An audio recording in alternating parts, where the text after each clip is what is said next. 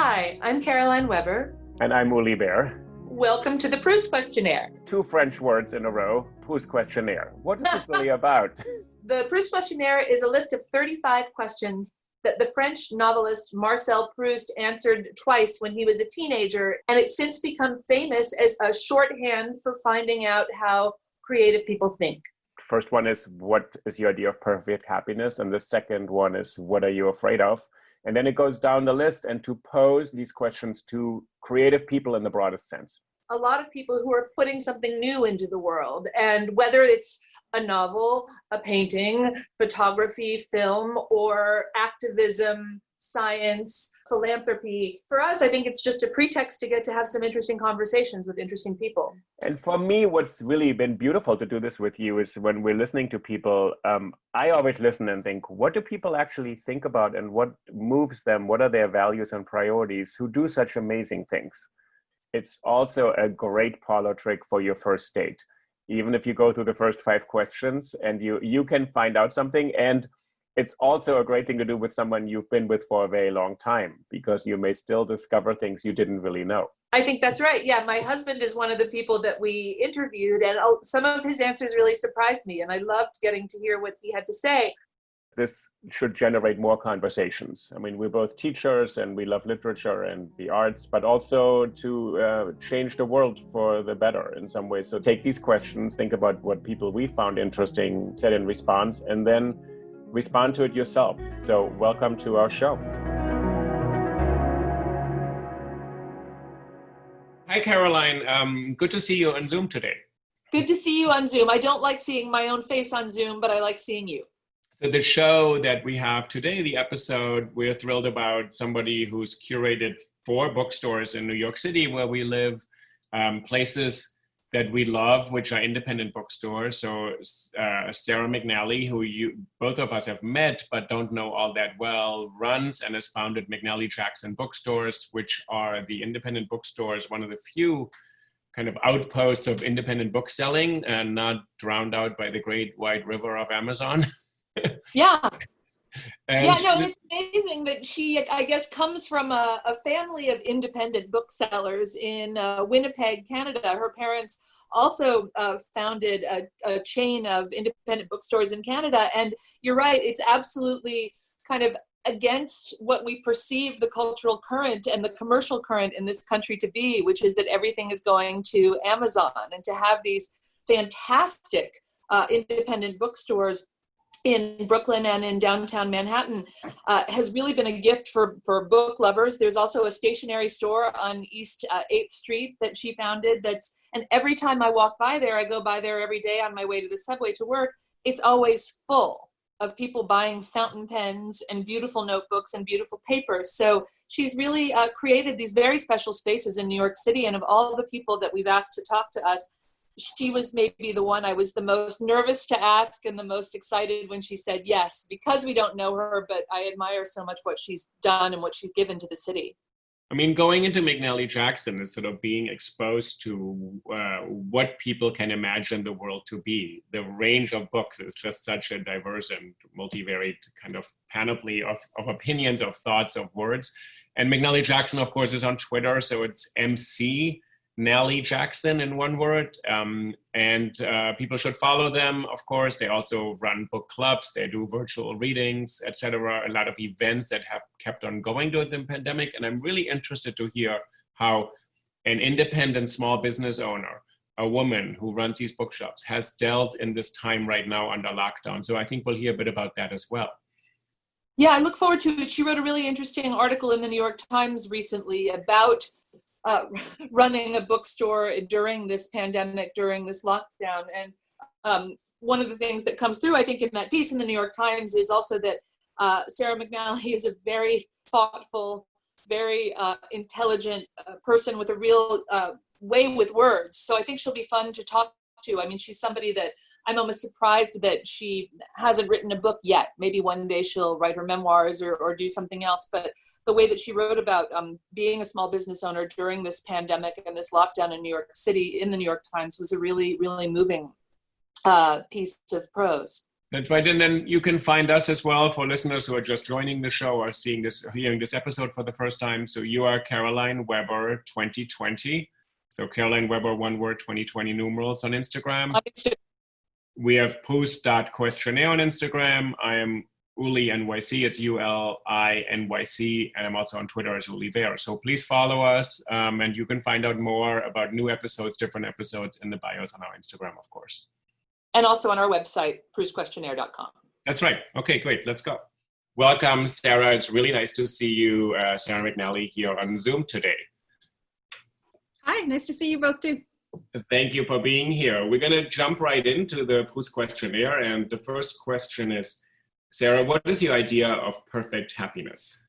This is the first question is my least favorite question in the whole Proust questionnaire, I think. And it's also the idea that's sort of most either anti-Proust or sneakily proves Proust's point. It's like you could read In Search of Lost Time sort of as a book about how little we can know our own desires, about how shallowly our mind can penetrate our heart and what it really wants. So when I think, like when I start thinking about what my idea of perfect happiness is, it's like almost every idea I have is totally chimerical. Like I get something that's sort of based off of movies I saw when I was little that actually have no relation with anything that I actually try and achieve or get in my life. Like when I've been thinking about this question, I sort of closed my eyes and I got this kind of corny vision of myself sort of maybe on the top of a mountain, like in sort of a kind of like an oil painting that you might find in a rummage sale, me just standing there. Maybe there's a man at my side, sort of a perfect man, not really individuated, more like a Holy Spirit type of man. And then I look at my actual life and I rarely hike or find myself on the top of a mountain. It happens almost never. I like have commitment problems in relationships. So if I hike, it's like with my dog or my or my son. And so it's sort of absurd. Like I do sometimes, like often people, like my friends will call me and they'll ask how I am and I'll say like, I'm at peak happiness. Like I do often feel like if I was any happier, it would be redundant. I'm incapable of experiencing more happiness than I experience.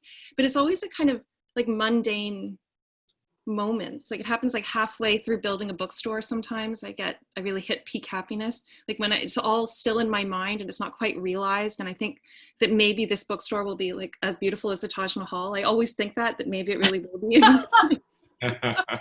And your bookstores are. Oh yeah. Taj Mahal. Anyhow, so there are moments, but when I try and actually conjure up an idea, it's sort of like I'm happy. Yeah. But I love this image of halfway down building a bookstore. That I actually I like that image. Yeah, the mania of creation. Yeah. Well, I mean, I feel like every element of your answer bespeaks a real engagement too, and love for Proust, who I know is one of the writers that you love, and just this idea too that the tension between this kind of phantasmic happiness and this image of happiness that's abstract and that has nothing to do with your day-to-day life, and then these moments that are not romantic in that way, but where you feel peak happiness for no particular reason. Like the narrator, I'm thinking in Search of Lost Time, when the narrator just sees some trees while he's on a drive around the country, and just that sight of those trees fills him with this sense of, with the mania of creation. He wants to be able to then put it into words and can't at that stage in the book, but this idea that, yeah, you can find happiness in these moments that aren't the ones that we would extract from a movie or a painting, and treasure them. But peak happiness too, do you use that in other connections besides halfway through building a bookstore? Yeah, I mean, I often hit peak happiness just while like sitting with my dog and her incredibly noble spirit. I often hit peak happiness with my son, although admittedly less and less as adolescence sort of enters in my life. I hit peak happiness far less. That used to be something that happened a lot. Like you can make a kid so happy, and then you can sort of enter the kid's world after having conjured the happiness, and the kid has to create it, and then those have been peak happiness. Sometimes I just like, we're all neighbors, and sometimes living in this neighborhood, I'll just leave my apartment and within 2 blocks I'll see like 4 or 5 people who I know and really like, and I feel like I'm so happy to just sort of be caught in time and space, which often feels oppressive, but at certain moments there's nowhere in time and space you'd rather be, and then by the time I get to work I can feel truly at peak happiness. Yeah. What about you? Oh, for us. Number 2, not going there yet. Okay. Yeah. What is your greatest fear, Sarah? Okay, so I don't have a lot of fear. It's not like I'm kind of a madly optimistic person, which hasn't yet really blown up in my face. I think it's why I have so many bookstores, is I don't worry about what might go wrong. I just get excited about what might go right. But I do have these moments when I'm seized by fear, and I don't think it's anxiety, and it's certainly not a panic attack. It's true fear, and it happens usually weirdly in the shower. I don't know why. I think it might be because right before I get in the shower, I see a candle for my grandmother's funeral, and my grandmother's life, I think, is a kind of a symbol of what I fear. But sometimes I stop, and my body keeps going, and my hands keep moving, and I'm getting the shampoo, and I'm getting the conditioner, and I'm moving like an automaton, but I'm in a tumult of fear, and I just feel so terrified that this is it, that this is all life is. And that's why I think my grandmother's candle might fuel it, is that she was somebody who was so worried about convention and what people might think of her, and then that was her life, and she died, and she doesn't get a second act, and it's so agonizing. And sometimes I just, that feeling that this is all there is, like a tale told by an idiot, sound and fury, signifying nothing. And it's terrifying, but my only solace in it is what I always come back to is books. I mean, for books are my art. But I think any artist can kind of break that fourth wall into something that feels more than simple mortality. But yeah, that's my great fear. That is my greatest fear, I think, is just sometimes when you start feeling your own life is meaningless, and then by transitive property, almost every other life becomes meaningless, and then it's unbearable. It's unbearable, and you have to kind of dive back into the story and the narrative of your life to kind of fend off that feeling. So I suppose that. What is the trait you most deplore in yourself?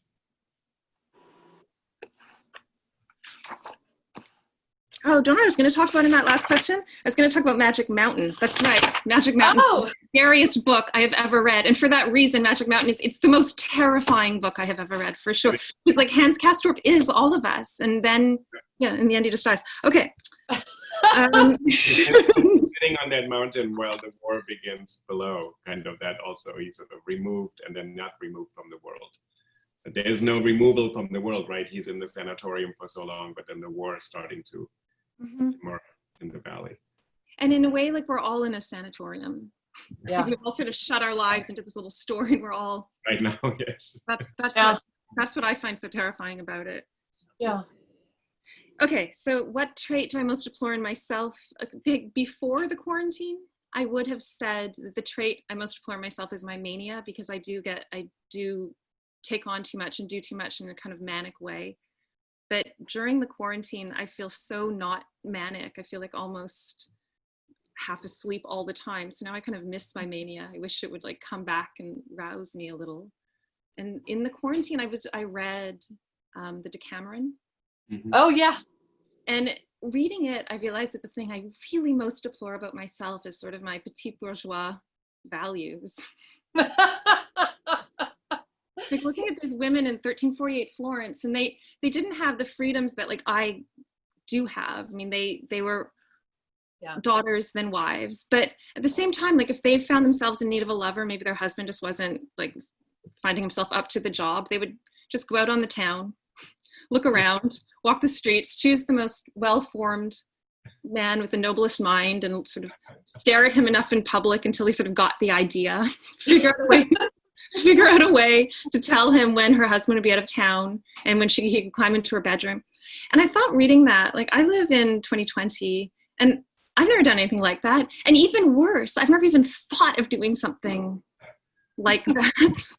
This is why we read great books, so the Decameron can give you an idea of how to live your life. That's good.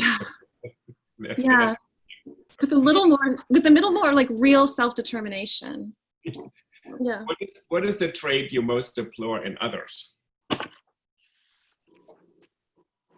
The trait I most deplore in others would be earnestness. I think I really dislike earnestness because there's just so many truths. There are so many things that are true. You kind of have to move lightly between them. Yeah.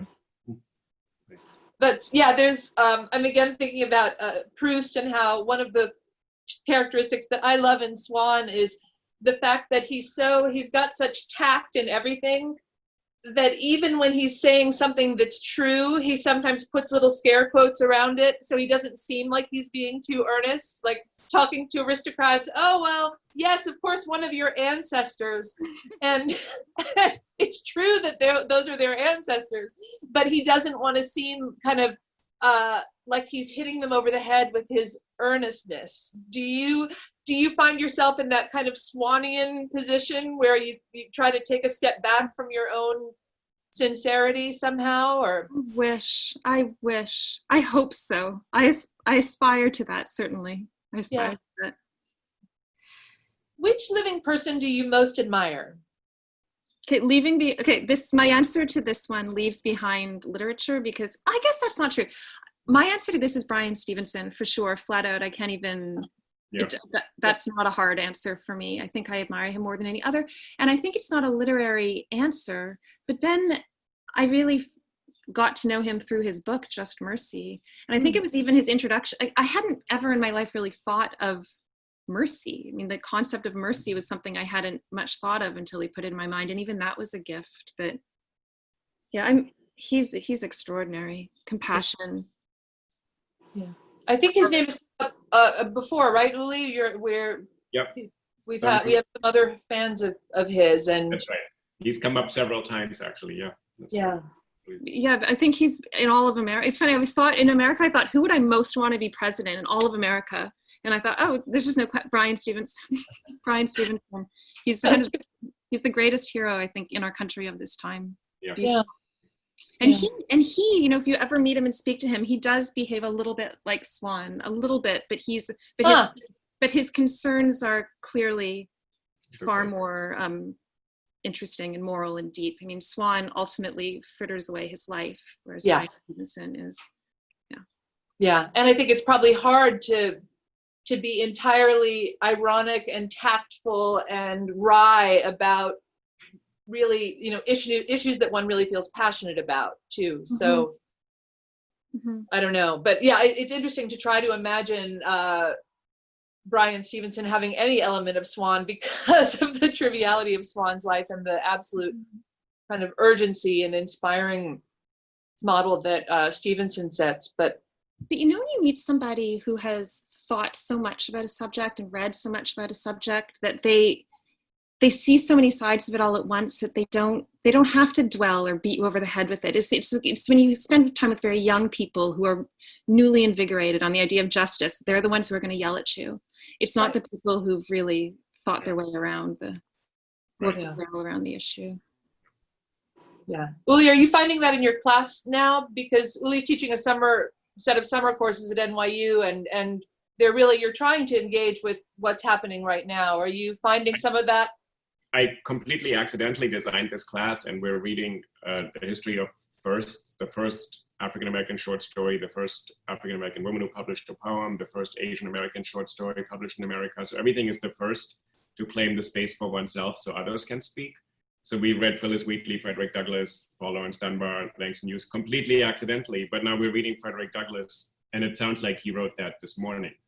And we're reading The Insistence by Frances Harper or something, a free woman from Baltimore who writes about self-representation and what presentation means culturally when you have your legal rights, but you're not culturally accepted. So everything ties in, and they're really ready to understand there's been a record of all of this for 200 years, and white America has willfully ignored it.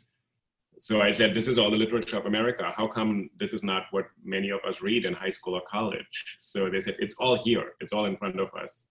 And so I'm trying to teach them, how do you not remove yourself from these stories? How do you actually feel addressed? So it's really interesting that I think they're very much trying to find a way to actually make sense of this. So people like Brian Stevenson are really a guide for them to make sense of it, because as you're saying, right, they're angry, they're very frustrated, and I think they have every right to be angry at our generation. So in some ways, it's sort of to keep them in conversation and keep them say, okay, how can you channel your anger into something productive?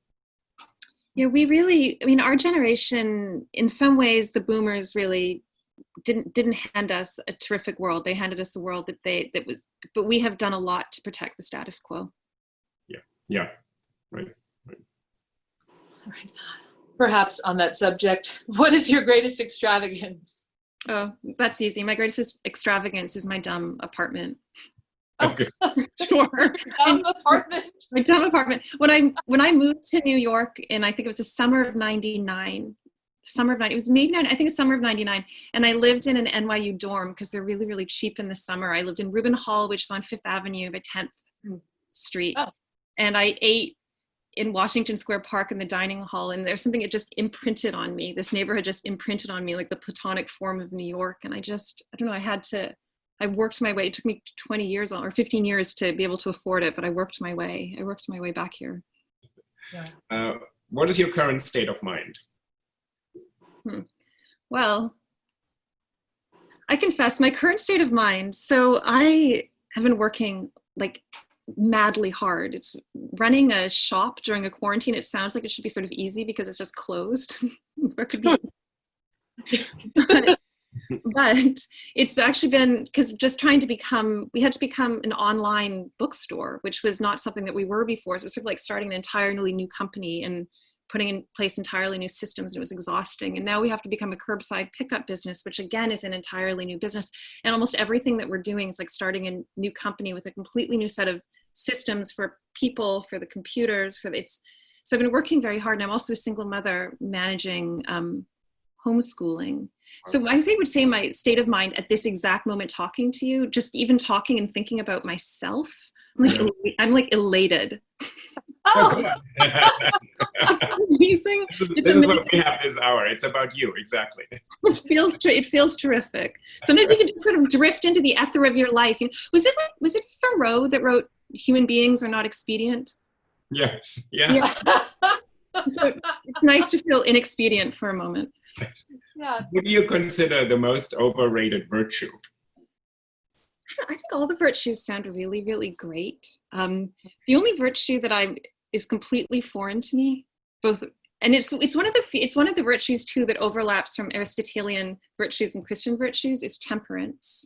Mm-hmm. And I'm not temperate even remotely, so I think it may well be overrated. I can't speak from experience. But on what occasion do you lie?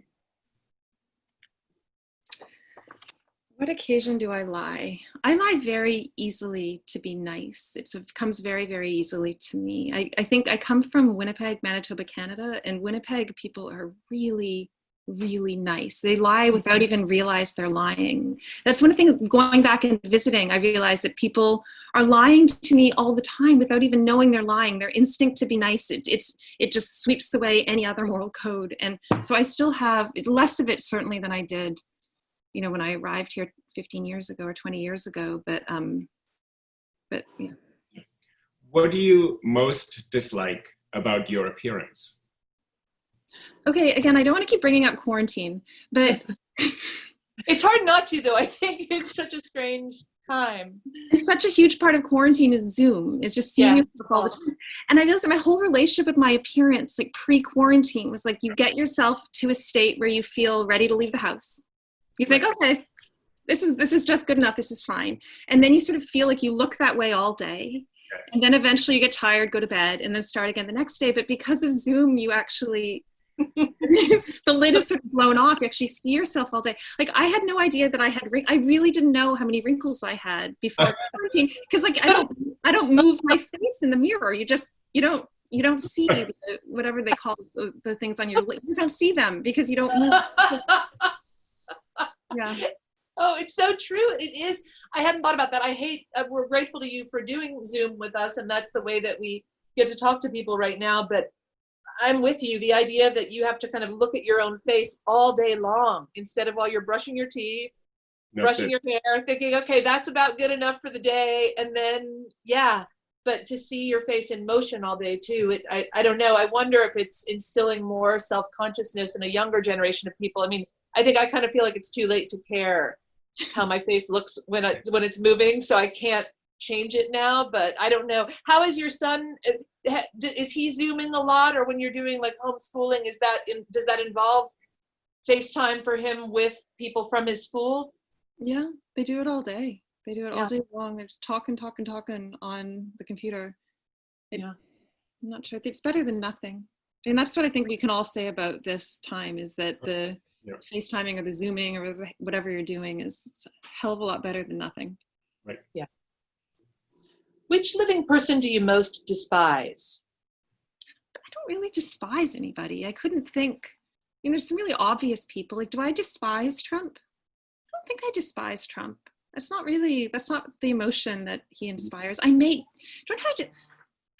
pronounce his name? It's Bolsonaro,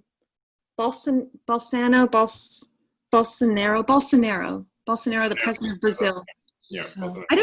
I think I despise him more than anybody, just because of what he's doing to the rainforest. Mm-hmm. It seems something like I'm very sympathetic that everybody's sort of caught in their own narrative. And it's very, very, very hard to think your way out of your own narrative. I mean, it takes almost a genius to think your way out of the narrative. And there's sometimes that someone's impact is so outsized that I can rouse myself to hatred, and I think he may be the one, Bolsonaro. But it's not personal. The next two questions are really gendered because this dates back to the late 19th century. What is the quality you most like in a man? Oh, can I just do the same for man and woman? Because I think it is. I really think it is the same. Although perhaps it's not. Perhaps I'm just lying to myself. Yeah, it's possible I'm lying to myself, because my female friends, I do look for complicity. No, that's not the right word. With my female friends, I do look for a sort of shared experience that makes us feel sort of a tribe, which I don't necessarily look for in men. But the quality I most like in both men and women would be sort of quickness. I really like quickness. That's why I moved to New York, is when I came here, I remember when I was in university and I went to McGill and I drove down from Montreal, and I remember I ordered a hot dog at a hot dog cart, and the hot dog vendor spoke so quickly, and I was like, I'm moving there. And I do sort of love the quickness of wit. Go away. Okay, I'll give you back your computer. Okay, Jasper, go. It's being recorded. Sorry. My son is just wondering when he could have his computer back. Okay. Yeah. Oh yeah. Quickness of wit, like quickness of wit, quickness of comprehension, quickness to sort of understand all angles. I love quickness. Which words or phrases do you most overuse? Okay, so I asked Peter Mendelsohn which phrase I most overuse. I thought, because it's hard to know yourself, I think. And he said, elegant. He said, I call people very elegant. It's something that I do again and again. And it's funny, when you mentioned swan, like swan is very, very elegant. I don't mean elegant in dress. It's not an aesthetic thing. It's more like elegance of mind. Like that ability, when someone really has, you need to be very smart and have done a lot of thinking and reading about a subject in order to be elegant about it. But it kind of ties in again with the earnestness that we were talking about before, just the deftness of mind, which I call elegance of mind. And I think I overuse it because probably no one knows what I mean. Every time I say that someone's elegant, they probably assume I'm talking about their clothes. Right. What or who is the greatest love of your life? I can't believe people answer this question in public. The greatest. When we interviewed my husband, I said, let's just assume that you're not going to say me, because it will be more interesting to hear something other than the obvious pressure imposing answer. I'm like, what is love? I'm not even sure. I mean, like when I think like the greatest love of my life, I mean, I guess my ex-husband is the person who I've opened my life to more than anyone other than my son. And I really loved him, but then now he's sort of like a co-parent who is almost like a cousin or something, like a cousin. We're kind of like family, but not sister brother. We're like cousins. So it seems like if that's the greatest love of my life, that's a very sad end of that story. but so then I would think maybe my sister is maybe the greatest love of my life, because sort of in like the constellation of my life, her soul is the closest to me, I think, and always will be. But then when I think about that, I think she would never say that I'm the greatest love of her life. There's been probably huge stretches where she's at best ambivalent towards me, so I'm not really sure I should say that. So then I kind of come pathetically around to, I guess, my son, but I don't even really know what that means, because like my son when he was a baby, my son when he was a little kid, like that love is so pretty, that it's hard to even put a finger on what it is. And also there's, I'm sure, a healthy dose of narcissism in any parental love. So this question sort of depresses me. I don't know what to say. When and where were you happiest? Back to this question of happiness. This one's sort of easy, because I think, in those, you have those moments in life where you put a pin in it and you say, this is the happiest moment of my life, and you remember it, you earmark it. Yeah. I had a moment it was on Christmas Day, probably about 7, 8 years ago. And my son at the time really believed in Santa Claus. He believed so hard in Santa Claus. We talked about Santa all the time and the elves. And I bought him some chocolate at Dean and DeLuca for his stocking. And we were eating the chocolate from his stocking, and it was so good. And I said to him, I was like, God, Santa's elves make the best chocolate. And when I said it, I believed it. even though I had bought nice. the chocolate myself, I had so entered that world of fantasy, and it was a beautiful time. That is wonderful. So yeah, you had a brief trip back to that kind of childhood world where Santa and his elves are real, and yeah, then what's not to be happy about? That's amazing. Which talent would you most like to have? Gymnastics, for sure. Gymnastics. Yeah. I think that would be better than flying. Because it's kind of like flying, I guess. Are you thinking bars or horse or balance beam or what, or all of it? Maybe mat. Yeah, mat. Yeah. Mat. Flips, like really amazing flips, like triple axels. Yeah, I like that too. Yeah, that's impressive. If you could change one thing about yourself, what would it be? I don't know. I think I wouldn't be so headlong. I would think more before I acted. Although if I did change that about myself, nothing that I've actually accomplished, I wouldn't have accomplished anything in my life, because I haven't done anything that made sense. I mean, opening a bookstore was stupid. Opening a second bookstore, kind of stupid. Opening a stationery store, like who does that? Opening a second stationery store, opening a third, none of it makes sense. But still, I think I'd like to be somebody who weighed options more before flinging myself in. What do you consider your greatest achievement? I think that the thing I'm most proud of is making these spaces in New York City that I'm sort of the custodian of, but that I'm not part of, that I don't really own. Like if you have a bookstore, it's sort of like, it belongs to booksellers, to strangers, to people who used to live in New York once, to visitors, to people who live in New York and come all the time. And it becomes almost like you're adding this.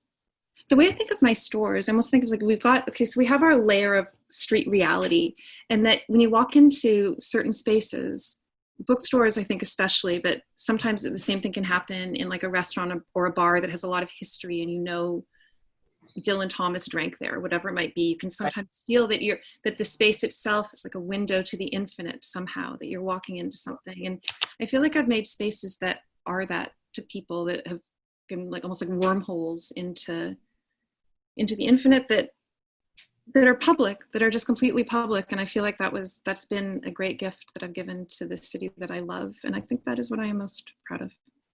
That's maybe the only thing I'm actually really proud of. There's not even there's a silver medalist. But it's a big, huge thing. It's a big, huge thing. So I'm glad that you talked about that. I mean, Uli and I both were your neighbors, and those stores are such amazing places to go. I remember being really thrilled when you opened your stationery store on 8th Street, just to see, and I walk past it every day on my way to the subway when I'm teaching uptown. And every time I walk past it, if it's open, sometimes it's the morning before it's open, it is full. It is full. People looking at pens and paper, and in this digital age, it's so thrilling as a writer of a different, an older now generation, to see that people are still that drawn to the kind of infinite possibility too of reading and writing is a beautiful thing. So. Yeah, and writing, I mean, it's really letting people sort of engage more with their process. It's really, I mean, I believe in the mission of that store on the surface of it doesn't seem that deep, but it really is another angle into kind of encourage the life of the mind in the city. Because we don't sell like gifts or tchotchkes. It's a serious stationery store. Yeah.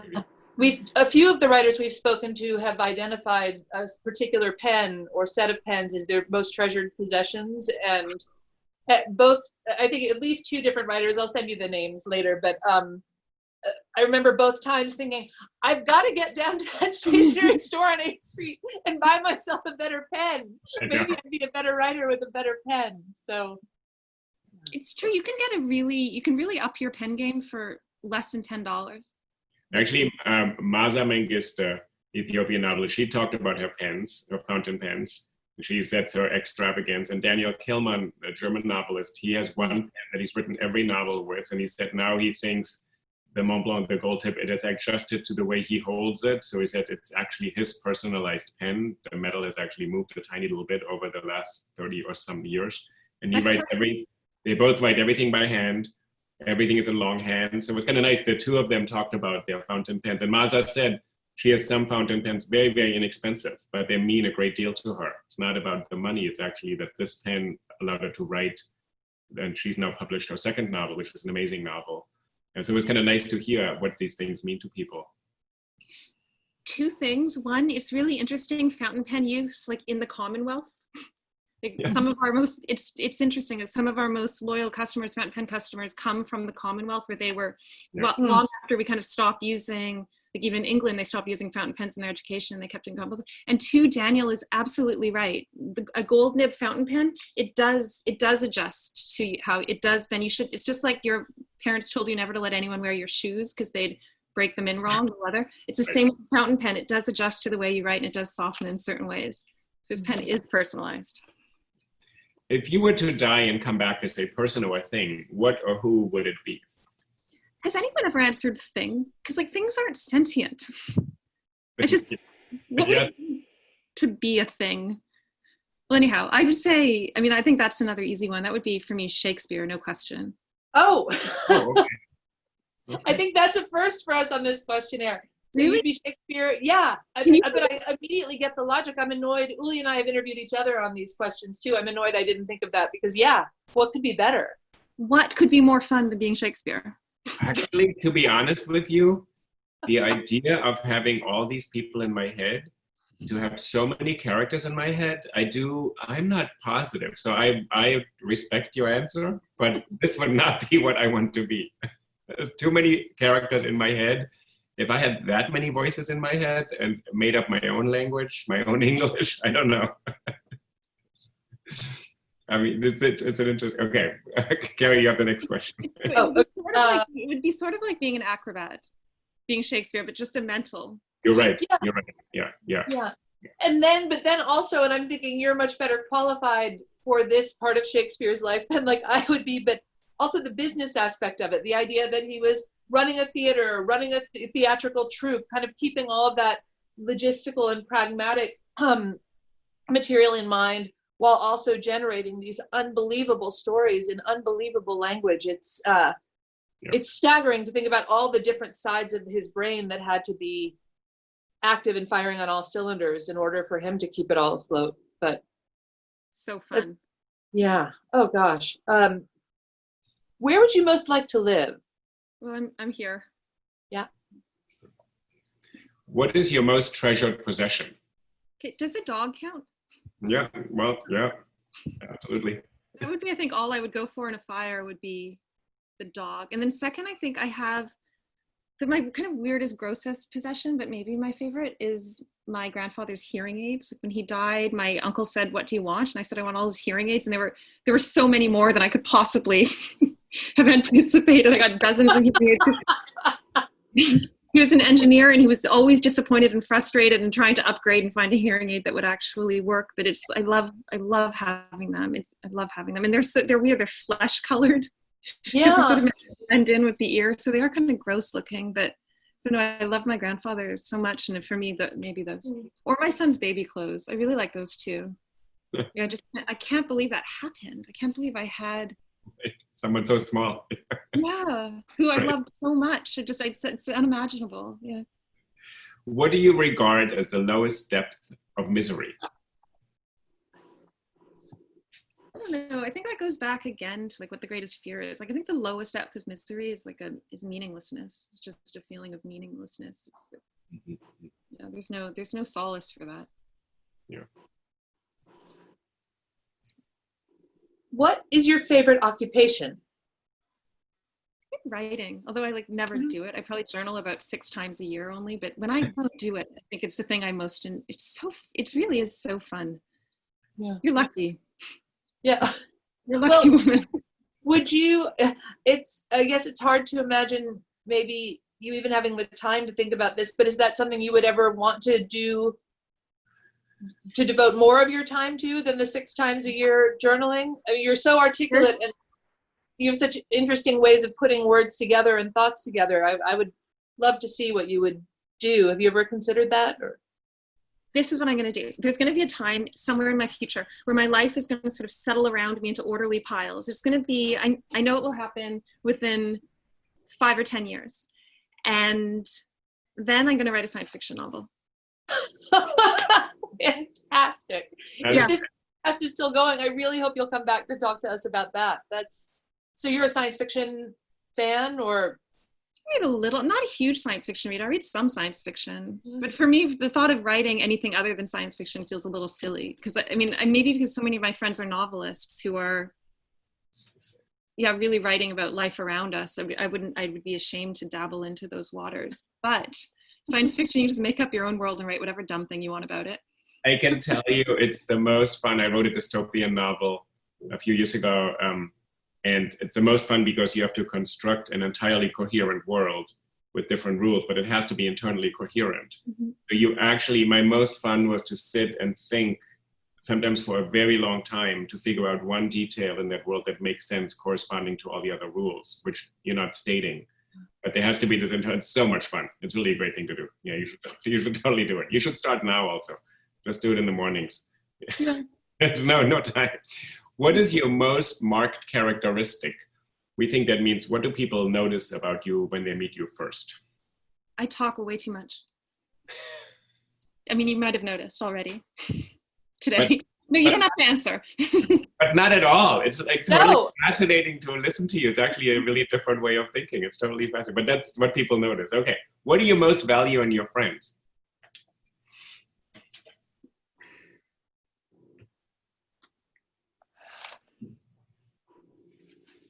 I don't know what I most value. I mean, I have so many different sorts of friends for so many different sorts of moods and so many sorts of, it's hard to sort of there's not a homogenous friend pool that I can really speak of. I mean, I have friends who are single mothers who are sort of part of my single mother, sort of not quite support group, but almost.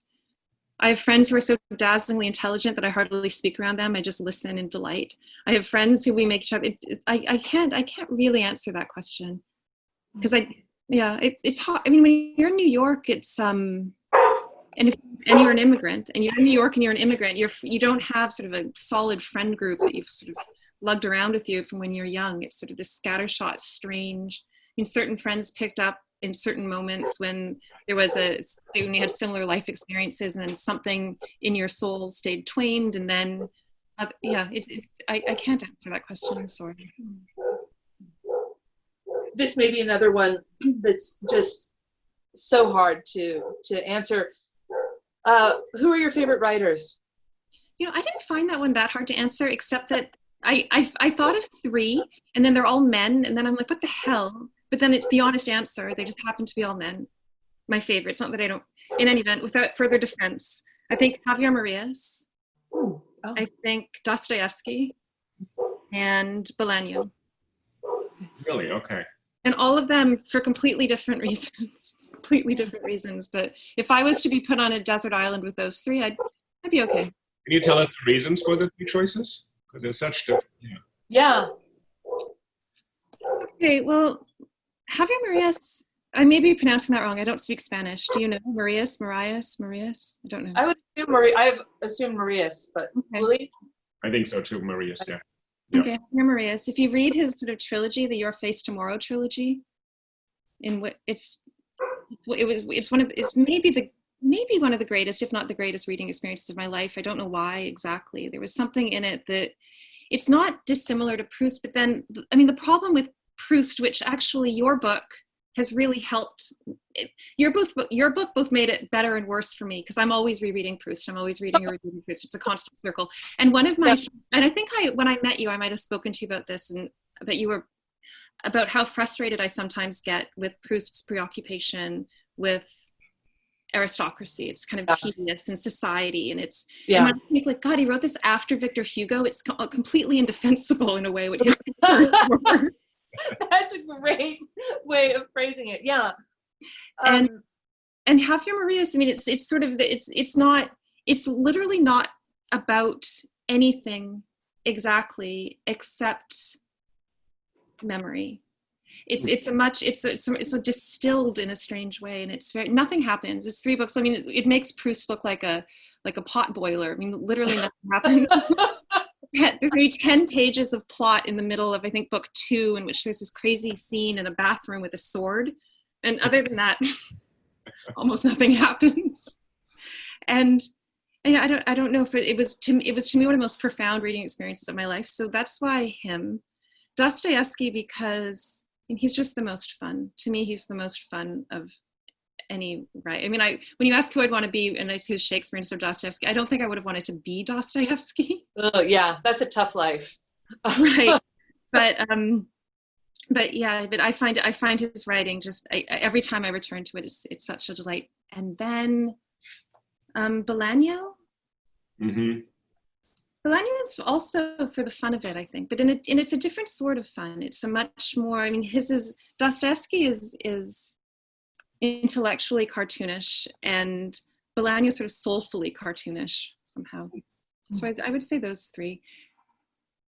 And when I was growing up, I think when I was young, it would have been, again, for the fun. I'm really so shallow. It would have probably been Vonnegut for the fun when I was younger. But that's great. No, I think I can totally understand that. Yeah. Yeah, and Vonnegut also because of, I mean, when I read Vonnegut, I feel better about being a human. He elevates us. He elevates all of us. Mm-hmm. Wow. Yeah, and not every great writer does that. Now that you mention it, I think like Tolstoy does, and Proust does not, for instance. Proust really does. Proust really doesn't. It's like I had a colleague who sat down next to me at a dinner while I was working on my book on Proust and said, it's great that you're working on Proust, but is it just me or are all of his characters horrible? And I had to I stopped for a minute. I thought, yeah, they're all, you walk away from Proust. I love that novel so much, but it's not a world where at least I go and feel elevated, except maybe at the very end when the narrator is coming to his own artistic vocation and finally crystallizing for himself what is actually important and what won't be a waste of time. But you're right about Vonnegut. Are there other authors you can think of who you turn to for that elevating? First, I want to go back a little bit to your book just for 1 second. Like when I read your book and I saw how the women who inspired these characters were so much better as people than the actual characters themselves, how interesting and redeemable and intelligent they were, if imperfect. And it was it made Proust very hard to read for me for some time, just seeing how much he degraded these people in his fiction. But eventually got over it until when your second volume comes out, you're going to spoil my relationship with him again. I'm sorry. No, but yeah, I do remember that's what we were trying to talk about at a book function at one of your bookstores, and I agree. And it's a weird thing.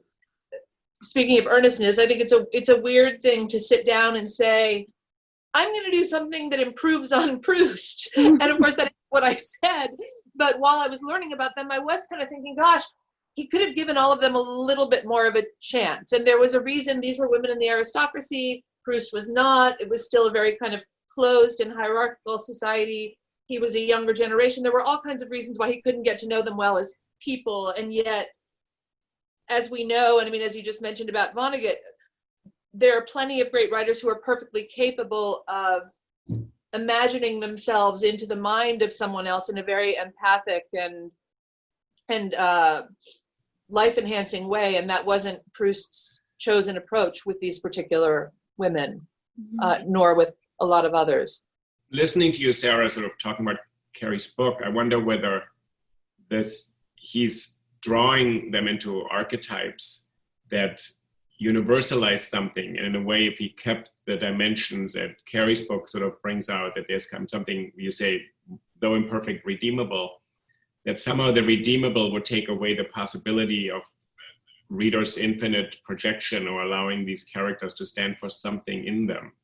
That if you connect to a character and you actually sort of feel that, so that the irredeemable character, the irredeemable dimension of the Duchesse de Guermantes or someone like that, makes her also infinitely available to all readers. I just think there's something about these archetypes, like some books create characters that are not us at all, but they capture some dimension of us. I think that is true, but I think it also causes some flaws in the novel, like Madame Verdurin. There's something that's not believable about her having any friends as set up in the novel. Right. Because she's the worst. The worst. Yeah. Worst. Well, that will actually bring us to our next question, because she paradoxically was my answer for the next one, which is, who is your hero of fiction? We've also got a television or film. She's so awful that I can't look away. It's like watching a car wreck of a human being. And I used to hate her and now I love her. But much more importantly, who are your heroes and heroines, favorite protagonists in imaginary worlds? Hey, that's the craziest thing I've heard in years.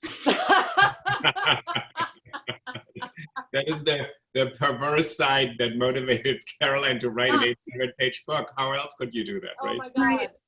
Right. And B, I don't know how to answer this question. I don't know how to answer this question. I don't know what heroes, I don't know what it means. I'm so for me, I realized it's so different from how I read.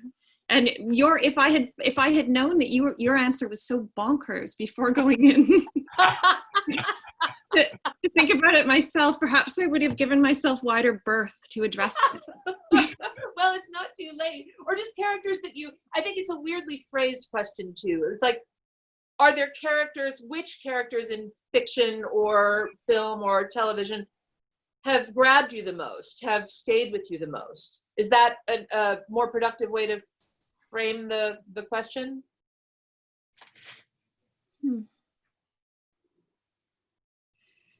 Sorry, it's so different from how I never read thinking of characters as people. I don't think, and I think that's part of the problem. Is while I am able to suspend disbelief completely and read fiction, I don't think of them as independent in a way that could. I don't even know how to describe why this question left me so blank, because clearly the core of my life is reading. I should be able to think of a character or two I think is really, really great. But it's funny, when when I was in college, my friend group in college had this test where they would ask people who their favorite brother in the Brothers Karamazov was. Oh. And then that would be that was sort of their Enneagram or Myers-Briggs test. Yeah. Philosophy students. And even back then, the question didn't register with me. I remember I couldn't really do it. I was just about to ask, did you have an answer to that? But no. So yeah, you've been consistent in your relationship to these fictional worlds. Sarah, what are your favorite names? My favorite names? Oh, shoot. I left that one blank. I don't know. What are my favorite names? I don't know. I like names that are, like my favorite name, the name I wanted to name my son was Cy, but I don't know why exactly. I just like the name Cy, but there's no real reason for it. It comes out at me from there's so many men and women I've known named Cy who are beautiful, but it's not because of the name. What name do I like? My ex-husband wanted to name him Bison, which was really weird. That's my least favorite name. Bison, like bison, like the animal bison? Okay. Yeah. Jasper is beautiful. Was that the compromise then between Cy and Bison, basically? Yeah. The only name we both liked. I liked it because it's pretty, but it's a boy's name. But yeah. I wish I hadn't left that question blank. It is sort of a fun one to think about. I like names that are actually named after virtues. I think that's beautiful. Like temperance or prudence, or those names, like the kind of and you see like a lot in the African American community too. People naming really inspiring poetic names. Charity, Destiny. Mm-hmm. Yeah. Beautiful. Yeah, beautiful. I have a friend who was very interested in researching her family genealogy, and she was from New England for a long time, and she called me one day and said, I can't take it anymore. All of my female ancestors have the most depressing names, because it was all like forbearance and long suffering, endurance. I don't know, just like these sort of terrible names that implied already that just if you're born a girl, you better you better summon up a lot of forbearance, because life is going to be tough. But you're right, you can take it glass half full and say that that's very, very inspiring. Mm-hmm. I think we missed one. Who are your heroes in real life? Heroes in real life. Oh yeah, this was a weird question, because again, I mean, the idea of like heroism, it's not really relevant in real life in the same way that it's relevant. But the person who I thought is the least cool answer in the world, but I'd say would be Dave Eggers, which I know is great. Oh. But I think that he has, like, from quite a young age, he's grounded all of his work in morality.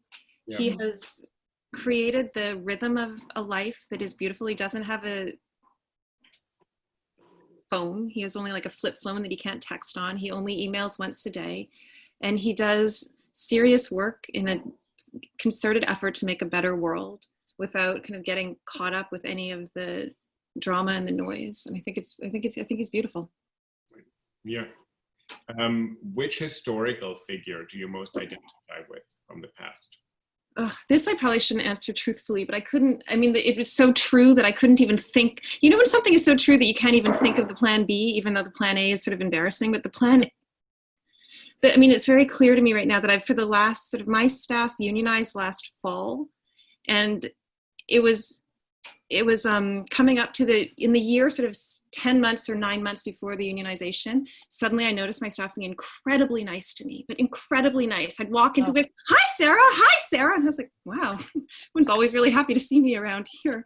And then realizing that in fact it wasn't friendliness, it was an effort at secrecy, and it was completely disingenuous. And so since the fall, I think that I'd have to say Caesar, right when he's like, 82 brutes.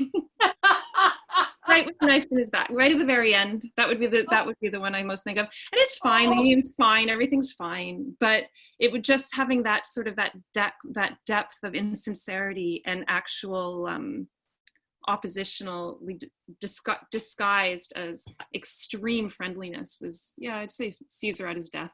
Wow. Okay. What is it that you most dislike? Like most dislike doing? But I think just the question is just what. So what, phenomenal. Somebody answered recently, this was kind of an unpleasant one, vomit. And